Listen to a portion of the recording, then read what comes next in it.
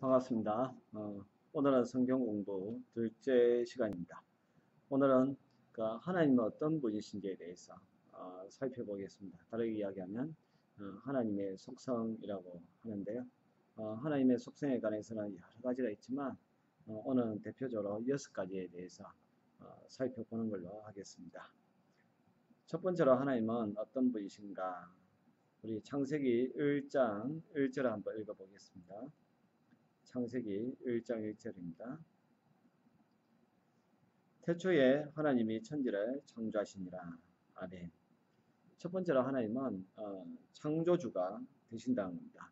창조주 하나님, 이 자연 만물, 그리고 이 동물도 마찬가지고 저와 여러분도 우리 사람도 하나님께서 창조하셨다는 사실입니다.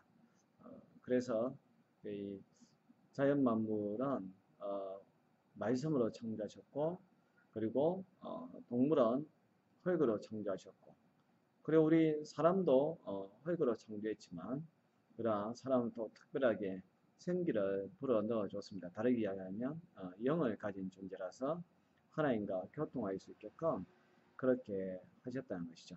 그래서 지난주에도 말씀드린 것처럼 모든 민족들이 다 종교가 있다는 게, 제사 문화가 있다는 게 영적인 존재이기 때문에 그렇습니다. 동물은 제사 지내지 않습니다. 동물들은 본능적으로 살아가고요. 그들은 자기들의 원욕, 자기들의 기본적인 욕구만 채워지면 만족하는 것이 동물입니다. 그러나 우리 사람은 의식주가 해결되고요. 또 더 나아가서 자기가 원하는 그런 것을 갖다가 소유하고 취득하고 성취한다 해가지고 만족할 수 있는 게 아닙니다. 일시적으로는 성취감도 있을 수 있고 쾌감이라는 것도 느낄 수 있지만, 그러나 마음의 참된 안식은 우리를 창조하신 하나님을 인정하고 하나님의 영, 성령이죠. 성령님이 내 안에 내주하실 때, 그래서 내 영과 하나가 될 때, 그때 진정한 평화가 있다는 사실입니다.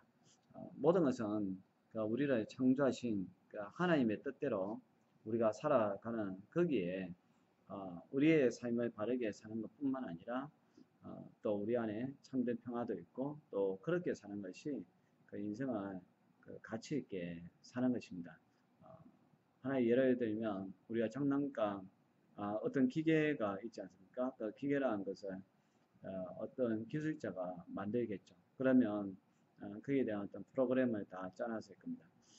그 기계를 가지고 다른 용도로도 쓸 수가 있습니다. 뭐 다른 사람을 죽이는 데 쓸 수도 있고요. 또 그것을 팔아가지고 폐고물로 해가지고 돈을 마련할 수도 있습니다. 그러나 그 기계마다 고유한 그러한 특징이 있거든요. 예를 들어서 뭐 자동차라면 그것을 가지고 어떤 길을 갖다 평평하게 하는데 하중을 눌러서 할 수 있지만, 기본적으로 자동차는 사람을 운송하는 운송수단입니다.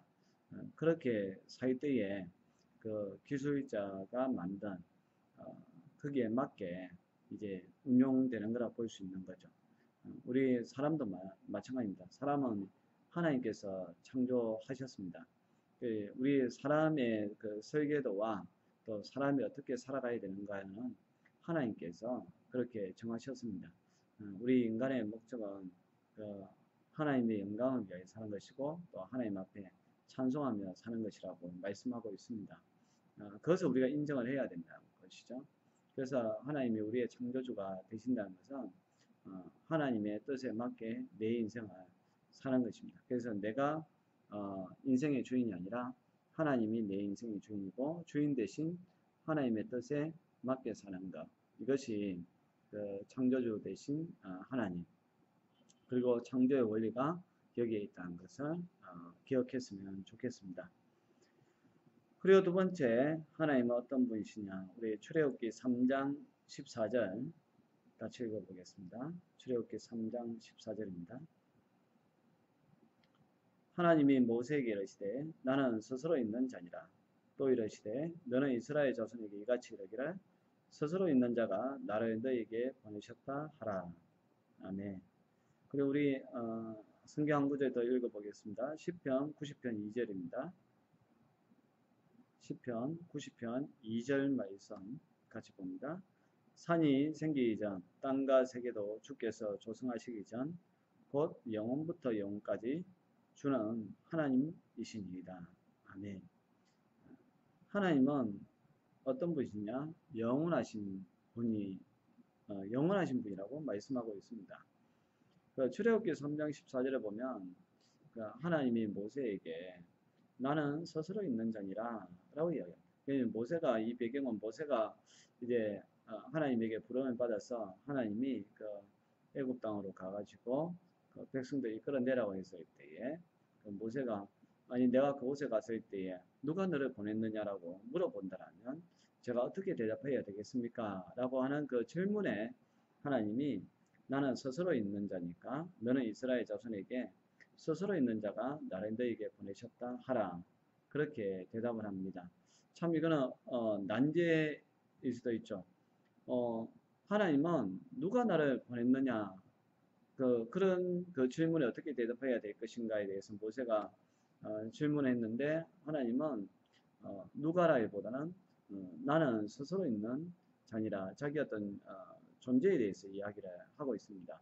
왜 이렇게 이야기를 했는가 하면 그렇게 할 수밖에 없다라는 것이죠. 하나님이 어떤 우리가 그 어떤 존재에 대해서 이름을 부여하지 않습니까? 그 이름을 부여한다는 것은 그 존재한다는 것을 천재라 합니다. 근데 우리가 눈으로 보는 어떤 그 존재한다는 것은 시작이 있다는 것이거든요. 시작이 있다는 것은 또 다르게 이야기하면 끝이 있다는 겁니다. 더 나아간다면 영원하지 않는 존재라는 것이죠. 제가 지금 여러분들 앞에 이렇게 영상으로 성경 공부를 인도하고 있는데 사실 저는 시작이 있는 사람입니다. 생년월일이 있거든요. 제가 출생한 연도가 있죠. 그럼 다르게 이야기하면 제가 언젠가는 죽게 된다는 것을 전제로 한다는 겁니다. 저뿐만 아니라 지금 이 영상을 보고 있는 모든 사람들이 다 그렇다는 사실이죠. 만약에 하나님이 내가 누구라라고 했을 때에 거기에 대해서 다르게 이야기하면 그럼 그 사람은 언제부터 언제까지 있는 사람 이제 그럴 수가 있거든요. 예를 들어서 이제 모세가 보냈다라고 하면 사람들이 모세가 언제 태어났고 언제 죽었다는 것은 언제 죽을 것이냐 라는 것을 다 알고 있다는 것이거든요. 그러면 그 이전 태어나기 이전과 그리고 죽고 난 이후에는 존재하지 않는다는 것을 또 이야기를 합니다. 그러면 하나님이 일시적인 하나님이 되고 또 시간적으로 한정된 그러한 분이 되어버리는 것이죠. 그러니까 하나님은 이 세상을 다스릴 수 없는 시간의 주인이 될 수 없는 그런 분이 될 수밖에 없다는 겁니다. 그래서 하나님은 어떤 자기의 존재에 대해서 스스로 있는 자 I am that I am 이제 그렇게 나는 나다. 사실 이것이 참 어려운 것 같지만 또 다르게 생각하면 이것이야말로 가장 하나님에 대해서 잘 설명해 주고 있는 것입니다. 그래서 하나님은 영원하신 분이야. 이 영원이라는 것은 다르게 이야기하면 시작이 없다는 것입니다. 그러니까 영원하다는 것. 이거 참 설명하기가 어렵지만 사실 이게 또 정답이라는 거예요. 하나님이 몇천 년 전부터 계셨다. 그러니까 본인이 본인 입으로 그렇게 이야기해 버린다면 스스로 하나님 되는 것을 포기하는 것이죠. 다음에 기회가 되면 또 편재성, 하나님이 어디든지 계시는 것에 대해서도 나누겠지만 그것도 마찬가지입니다. 하나님이 우리 앞에 직접적으로 나타나실 수 없는 이유도 사실 하나님의 그 속성 때문에 그렇거든요.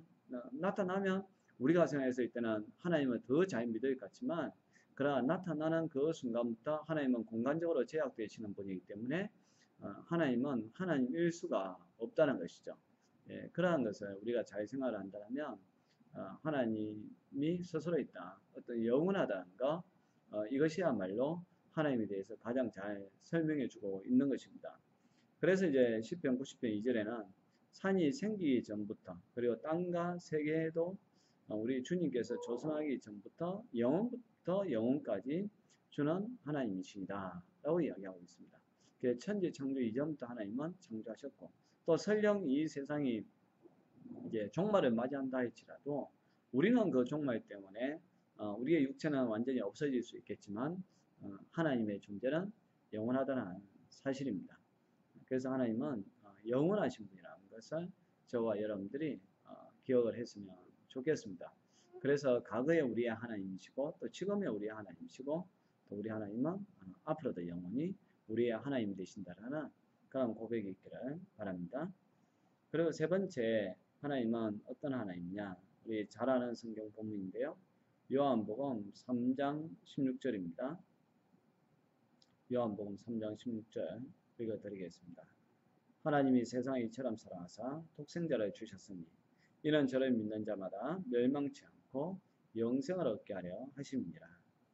우리 요한일서 4장 8절 말씀도 제가 읽어드리겠습니다. 사랑하지 아니하는 자는 하나님을 알지 못하나니 이는 하나님은 사랑이심이라. 아멘. 세 번째, 하나님은 사랑의 하나님입니다. 하나님은 그 사랑 그 자체라 합니다. 누구나 다 어떤 사랑의 한 부분을 가지고 있습니다. 그러나 우리는 완전하지 않습니다. 또 나는 사랑한다고 해서 하지만 다른 사람이 봤을 땐 그것이 사랑이 아닌 경우도 많이 있죠. 내 입장에서는 사랑이지만 상대편에는 집착일 수도 있고 또 고집일 수도 있고 착각일 수도 있고 자기 연민일 수도 있고 하여튼 그렇게 사랑이 아닌 경우가 많죠. 그러나 그리고 또 우리 사람이 사랑하는 것은 또 일시적인 게 많습니다. 말로는 흰머리가 팥뿌리가 될 때까지 그런 이야기 하지만 그러나 한순간입니다. 우리가 사람과 사람 사이도 영원히 사랑하겠다. 사실 그거는 거짓말입니다. 일시적인 것뿐인데요. 그러나 우리 하나님은 영원한 사랑을 보여준다는 것이죠. 그리고 어떤 특정한 사람을 사랑하는 것이 아니라 모든 사람을 사랑한다는 것을 이야기합니다. 근데 우리가 여기 살아야 될 것은 또 사랑이라고 해가지고 무조건적인 포용 그런 것은 이야기하지 않습니다. 하나님의 사랑은 공의가 들어가 있는 그러한 사랑입니다. 그래서 모든 사람들에게 선의 당인들에게 비를 내려주시고 햇빛을 내려주시지만 그러나 하나님께서 그 심판자에게는 또 분명하게 심판을 하는 것. 여러분 이게 사랑의 또 다른 면이거든요.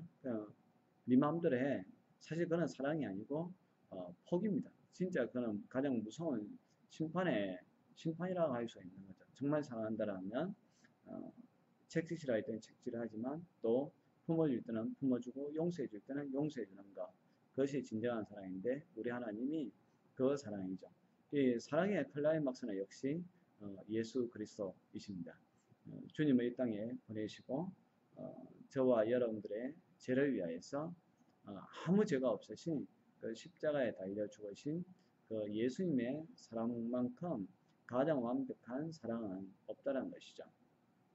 그래서 로마서 5장 8절에서도 우리가 죄인 되었을 때에 그가 우리를 위하여 죽으심으로 하나님께서 우리에게 대한 자기의 사랑을 확증하셨다. 확실하게 증명해 주셨다. 라고 이야기하고 있습니다. 우리가 그 하나님은 사랑의 하나님이라는 거, 저와 여러분들을 지금도 사랑하고 있다는 거, 그것을 꼭 기억을 했으면 좋겠습니다. 네 번째 하나님은 어떤 분이시냐? 시편 118편 1절 말씀. 시편 118편 1절입니다. 여호와께 감사하라. 저는 선하시며 그 인자심이 영원하미로다. 아멘. 하나님은요 선하시고 인자하신 분입니다. 그것도 영원한 우리 하나님은 선하신 분. 예수님도 하나님 한 분 외에는 선한 이가 없다라고 그렇게 말씀하셨는데 그래서 우리 모든 선의 기준은 하나님이어야 됩니다. 사실 우리가 어떤 사람을 선하다, 나쁘다 이제 그렇게 이제 이야기할 때에 그래서 상대적인 경우가 많습니다. 제가 여러분들에게 하나 질문을 던져보겠습니다. 안중근 의사가 선한 사람일까요? 악한 사람일까요? 당연히 여러분들은 선하다라고 그렇게 이야기할 겁니다. 저도 한편으로 또 그렇게 생각합니다.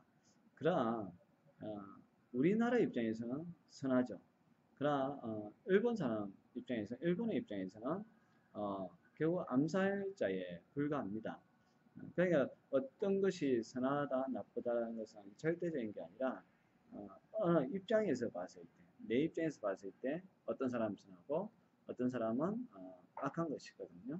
지금 이제 이 IS가 많은 사람들을 죽이고 하는데 그걸 보면 정말 우리는 악한 사람이라고 이야기합니다. 그러나 그들의 어떤 종교적인 그런 관점에서 봤을 때는 사실 자기들이 선하고 우리가 악한 사람이거든요. 언제나 그런 상대적이라는 거예요. 근데 진짜 가면 선하고 악한 것의 기준은 뭐여야 되느냐면 하나님이라는 거죠. 또 좀 더 이제 그것을 갖다가 성문화시키면 하나님의 말씀입니다. 하나님의 말씀이 기준이 되어서 내가 선한지 악한지 판단해야 되고요. 또 다른 사람들이 선한지 악한지 언제나 하나님의 말씀이 기준이 되어야 된다. 왜냐하면 하나님 한 분만이 선하신 분이기 때문에 그렇습니다. 또 반대로 하나님만이 정말 인자하신 분이라는 거예요. 인간들이 어떤 선을 베풀고 또 인자함을 베풀지만 사실 그는 완전하지 않습니다. 사실 뭐 자기한테 잘하면 우리는 또 잘해 주잖아요. 그래서 우리는 참 저 사람 선하다. 나한테 그런 은혜를 베풀어 주었다. 그런 이야기를 하는데 그는 어떻게 보면 그 사람의 입장에서 생각할 수 있는 거고 또 그 사람의 관점에서 자기가 선한 일을 한 것이죠. 진정한 선하신 분은 하나님 한 분밖에 없고 진정으로 또 사랑을 베풀어 주시고 인자함을 보여주시는 분은 하나님 한 분밖에 없다는 것을 기억했으면 좋겠습니다. 그리고 다섯 번째는 하나님은 어떤 분이시냐. 우리 베드로전서 1장 15절에서 16절입니다. 베드로전서 1장 15절에서 16절.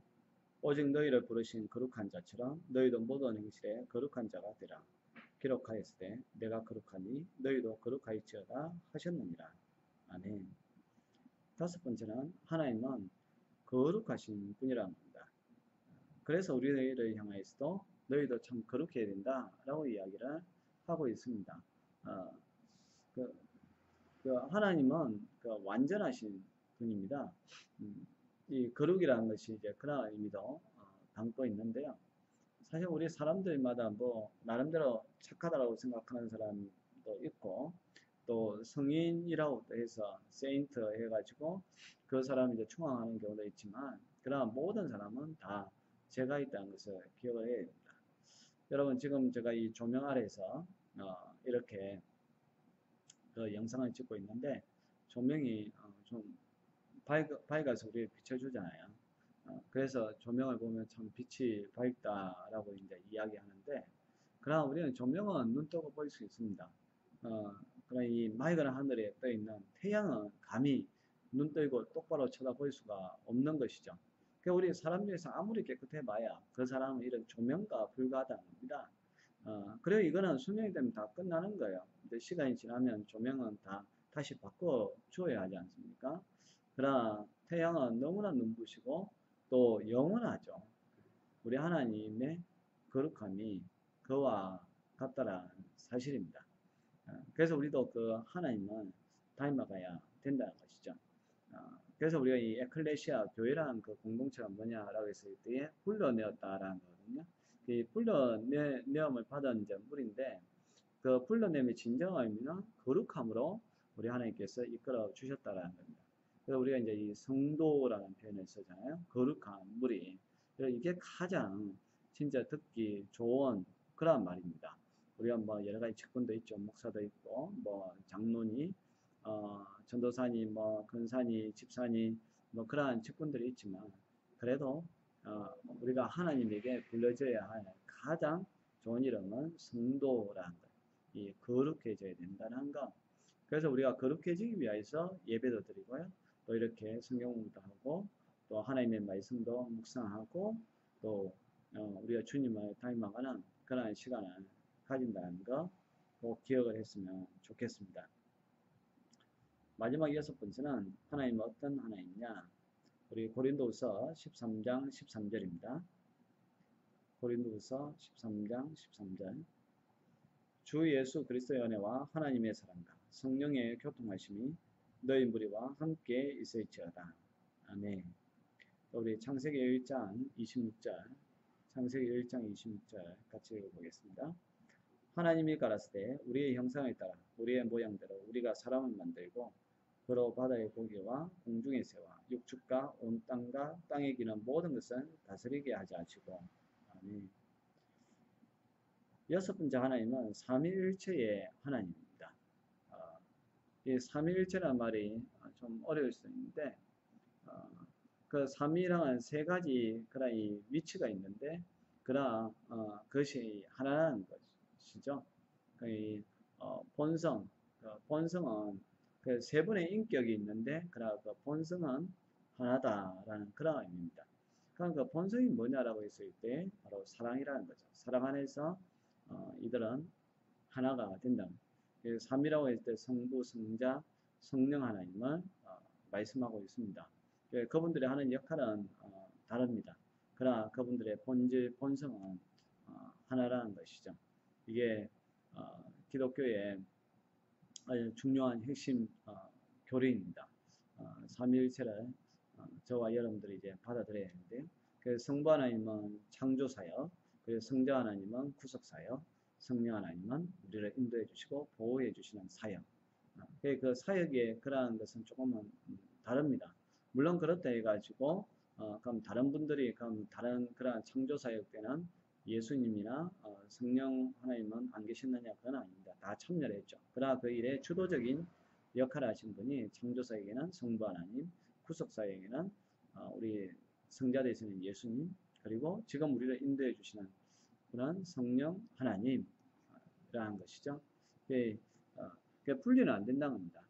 주도적인 그 역할을 하는 데 있어서 누가 하셨느냐 그러고 그러나 그 본질에 있어서는 세 분이 다 동일하다는 거예요. 그 본질의 핵심은 사랑이라는 사실입니다. 그래서 우리를 창조하셨을 때에도 창세기 1장 26절에 우리의 형상을 따라 우리의 모양대로 이렇게 삼위 복수형을 쓰고 있는 것을 보게 됩니다. 그래서 하나님은 그 본질에 있어서는 하나이지만 인격, 세 인격을 가지신 분이고 역할에 있어서는 서로 다른 그런 역할을 가지고 계신 분이라는 거. 그래서 우리가 그 주기도문 할 때에도 늘 하나님 아버지의 이름을 통해서 하고 그 내용에 있어서는 성령 하나님이 원하시는 그런 내용, 그리고 마지막으로 이제는 그 예수님의 이름으로 기도하죠. 우리가 그 기도할 때 바른 기도도 마찬가지라는 겁니다. 늘 하나님 아버지의 이름을 부르고 그러나 그 기도의 내용은 성령님이 인도하시는 대로 성령님이 하나님의 뜻을 가장 잘 아니까 성령 안에서 우리가 기도해야 되고요. 그리고 마지막에는 그 기도의 효력을 가지기 위해서는 예수님의 이름을 통해서 기도해야 된다는 사실입니다. 오늘은 하나님 어떤 분이신가? 하나님은 창조주 하나님, 영원하신 하나님, 사랑의 하나님, 그리고 선하시고 인자하신 하나님, 거룩하신 하나님, 삼위일체의 하나님에 대해서 잠깐 나누었습니다. 혹시 궁금한 상황이 있으시면 여러분들 댓글이나 아니면 문자나 그 어떤 방법을 통해서 알려주시면 좀 더 상세하게 설명해 드리도록 하겠습니다. 감사합니다.